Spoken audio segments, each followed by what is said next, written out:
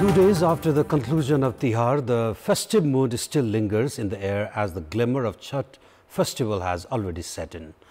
Essentially a festival that belongs to Madhesi community, Chhath is in recent time has also been wholeheartedly embraced by people from different walks of life.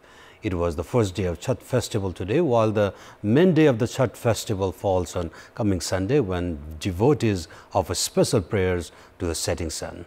Good evening, I'm Amar Singh Pradhan and these are the headlines of the hour.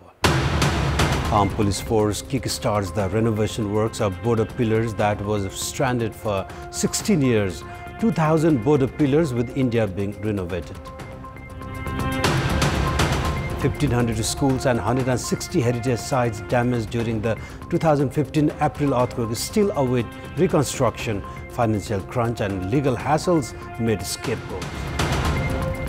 High casualties reported from Jabalia refugee camp in one of the deadliest strikes by Israel army. WHO warns of disease outbreak across Gaza. And Everton deducted 10 points by Premier League over financial and fair play breach, shocked and disappointed Toffees to Law's appeal. Disputes related to Nepal's border with neighbors India and China surface now and again. With a porous border with India, security of the border pillars is a topic of concern throughout the year. The responsibility of the repair and maintenance of the border pillars has been assigned to the Armed Police Force this time. The APF is repairing over 2,000 border pillars in districts that share the border with India. 27 districts of Nepal share border with India. There are a total of 8,553 border pillars in these districts. However, Nepal had not repaired the border pillars in the past 16 years. Finally, the APF has begun repairing the pillars that had remained ignored by the Department of Survey. The APF has said that the pillars of 17 districts are in a dilapidated condition. Repair and maintenance works of 6 districts in the Madhya province had begun a month ago. With 14 completely damaged pillars, 1,053 pillars require maintenance in the Madhya province, of which 171 have been repaired. According to the APF, works to ensure safety of the remaining pillars are underway. It has been learned that 506 pillars in Lumbini, 484 in Kosi and 169 in Sudur Paschim require repair works.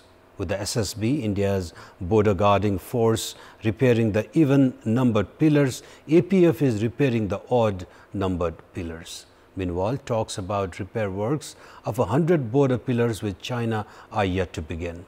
An agreement between both the nations is required for repair of border pillars.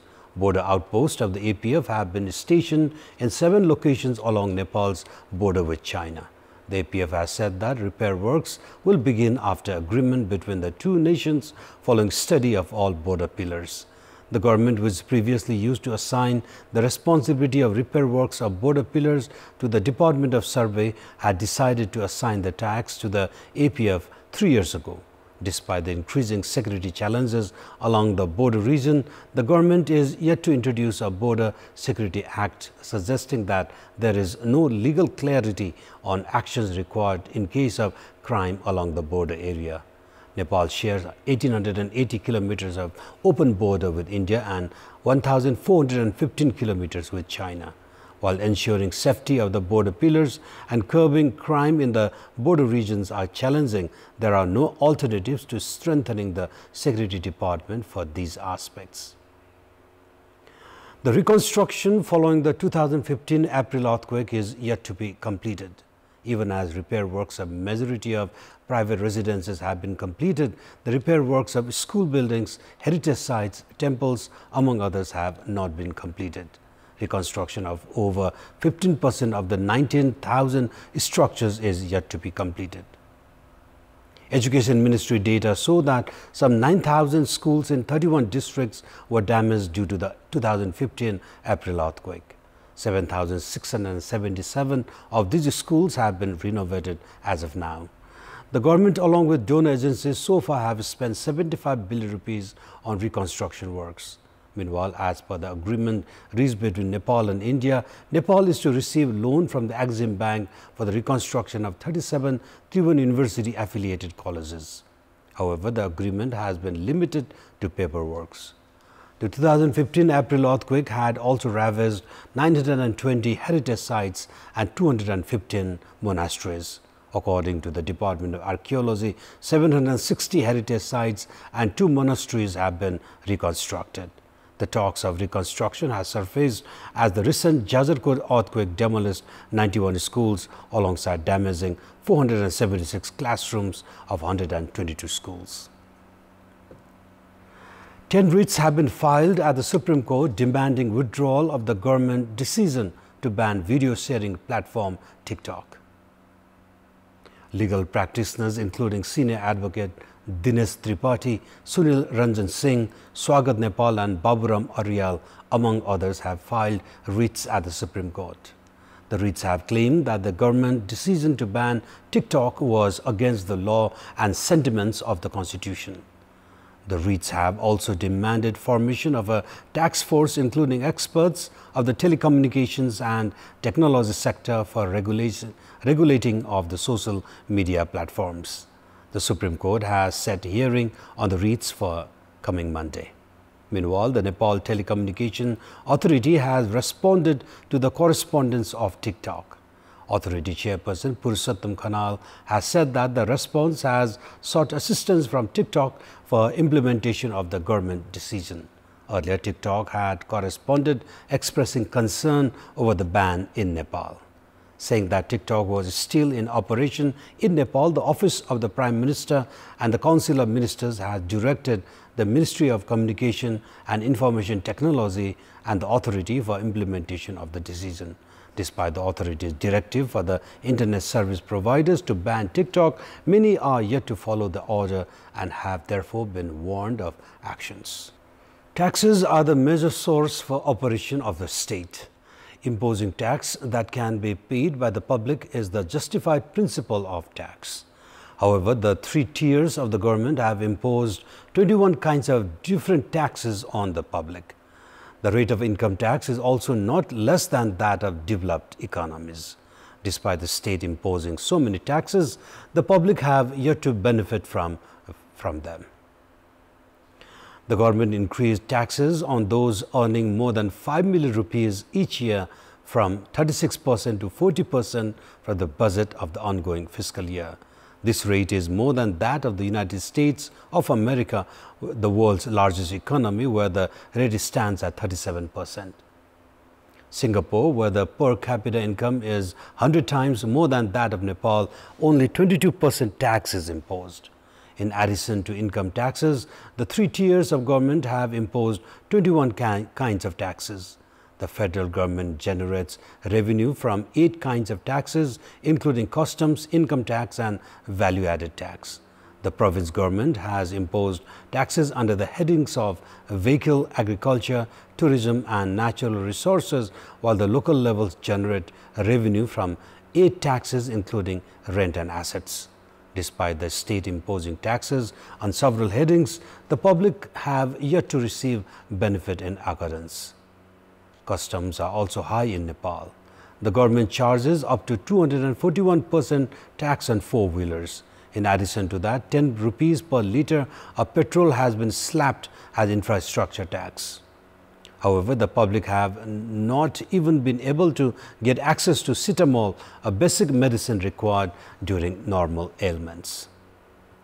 And now, Public Voice segment, we have asked about their opinion on how they think the taxes they have paid been used. Let's take a look at what they have to say.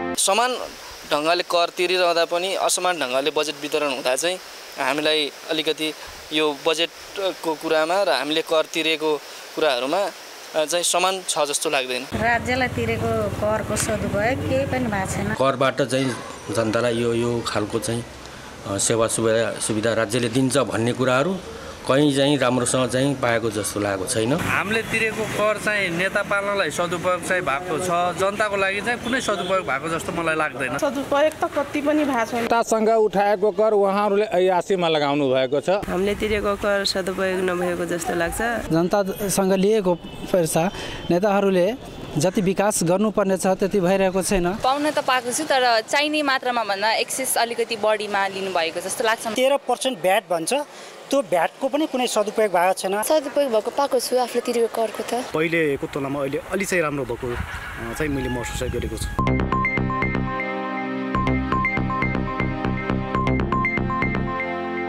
The government has set a minimum support price for coffee.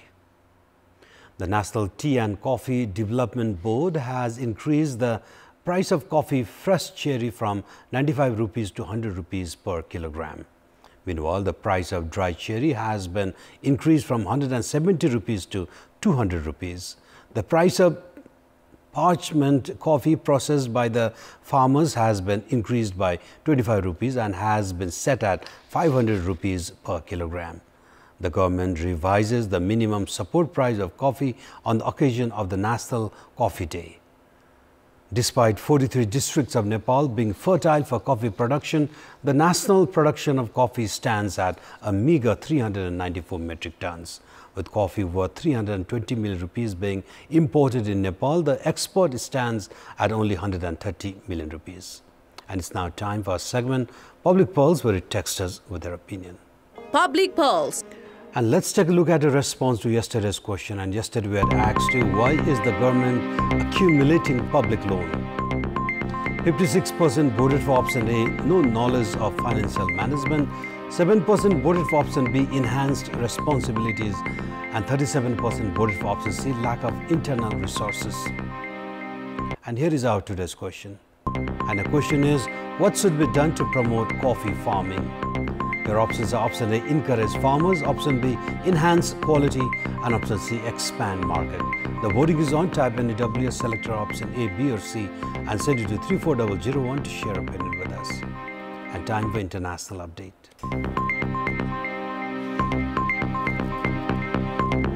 Israeli air attacks in Jabalia refugee camp have killed at least 18 people.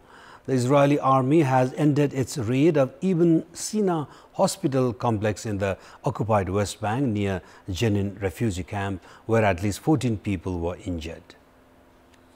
A large number of people are dead and wounded after an Israeli strike targeted Al-Falah school, which houses thousands of displaced people in the Al-Jaytun neighborhood south of Gaza City. Meanwhile, the World Health Organization has warned of worrying trends in diseases spread in Gaza, saying there had been an unusually large number of cases of diarrheal disease in the enclave, where bombardments and a ground operation have disrupted the health system, access to clean water, and caused people to crowd into shelters. In comments to the media after his briefing to UN member states, United States Human Rights Chief Volker Turk said lasting peace was impossible without an end to long-standing violations of human rights. More than 70,000 acute respiratory infections and at least 44,000 cases of diarrhea had been recorded in the occupied Palestinian territories. Sports News. Nepal is to host the South Asian Karate Championship after 25 years. Organizing a press conference, the Nepal Karate Federation has said that the championship will begin on the 2nd of December and will be held for 2 days. The tournament will be participated by Bangladesh, Bhutan, India, Pakistan, Sri Lanka and host Nepal. According to the Federation, Sri Lanka will play under the flag of Olympics because of its ban. Participants will compete for a total of 62 gold medals in 4 categories of cadet, junior, under-21 and senior women. With 68 Nepali karatekas, the championship will include 353 participants. And those were our latest headlines. Up next is News in Nepali. Good night.